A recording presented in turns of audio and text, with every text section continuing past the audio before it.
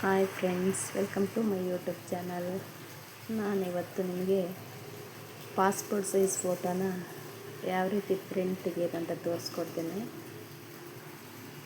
ಕಲಿತ್ರೆ ಎಲ್ಲದನ್ನೂ ಮಾಡ್ಬೋದು ಅಂತ ಹೇಳ್ಬೋದು. ಎಲ್ಲ ಕೆಲಸನೂ ಈಸಿನೇ. ಫಸ್ಟು ಆಲ್ರೆಡಿ ಸೇವ್ ಆಗಿರುತ್ತೆ ಎಲ್ಲ ಫೋಟೋಗಳು. ಸೇವ್ ಆಗಿರೋ ಫೋಟೋಗಳನ್ನ ಯಾವ ಥರ ಪ್ರಿಂಟ್ ತೆಗೆದುಕೊಡೋದಂತ ಆ ಫೋಟೋದ ಮೇಲೆ ಕ್ಲಿಕ್ ಮಾಡಿ ಪಾಸ್ಪೋರ್ಟ್ ಸೈಜ್ ಅನ್ನೋದಕ್ಕೆ ತಂದು ಇಲ್ಲಿ ಡ್ರ್ಯಾಗ್ ಮಾಡಿ ಇಡಬೇಕು. ಅದನ್ನು ಒಂದೊಂದನ್ನೇ ಕ್ಲಿಕ್ ಮಾಡಿ ಅಲ್ಲಿ ಇಟ್ಟು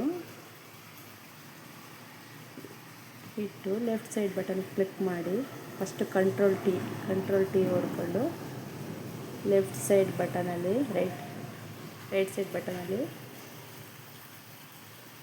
ಬಟನ್ ಹೊಡೆದು ಅದರಲ್ಲಿ ರೊಟೇಟ್ 90 ಡಿಗ್ರಿಗೆ ರೊಟೇಟ್ ಮಾಡ್ಕೋಬೇಕು. ಆಮೇಲೆ ಅದನ್ನ ಕರೆಕ್ಟಾಗಿ ಕೂರಿಸ್ಕೋಬೇಕು. ಕರೆಕ್ಟಾಗಿ ಕೂರಿಸ್ಕೋಬೇಕು. ಅದಕ್ಕೆ ಕರೆಕ್ಟಾಗಿ ನೋಡಿ ಆ ಬಾಕ್ಸಿಗೆ ಕರೆಕ್ಟಾಗಿ ಕೂರಿಸ್ಕೋಬೇಕು.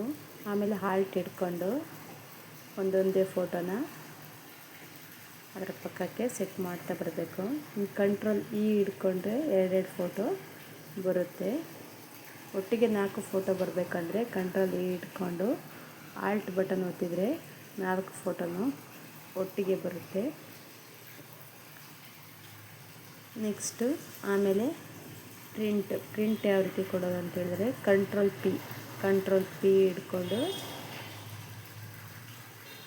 ಕಂಟ್ರೋಲ್ ಪಿ ಅಂತ ಹಿಡ್ಕೊಂಡ್ರೆ ಈಗ ನೋಡಿ ಇಲ್ಲಿ ಬಂತು. ಪ್ರಿಂಟಿಗೆ ಅಲ್ಲೊಂದು ಕಾಲಮ್ ತೆಗಿಬೇಕು ಬಾಕ್ಸಲ್ಲಿ ನೋಡಿ.